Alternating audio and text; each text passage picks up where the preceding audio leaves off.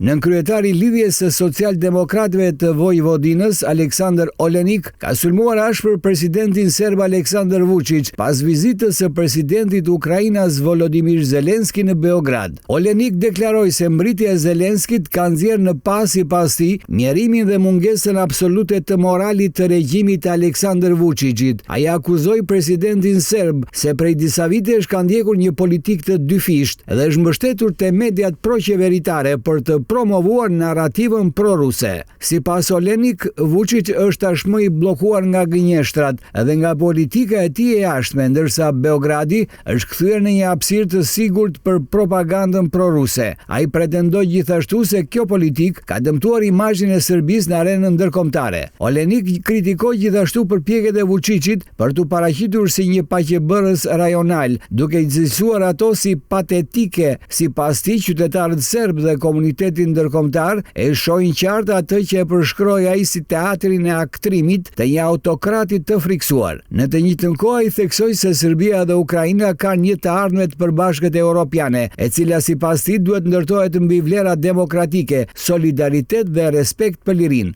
Deklarata e Olenik vjen në një moment të ndjeshëm për marrëdhëniet e Serbisë me Ukrainën dhe Perëndimin, ndërsa Beogradi vazhdon të përballet me kritika për qëndrimin e tij ndaj Rusisë dhe luftës në Ukrainë.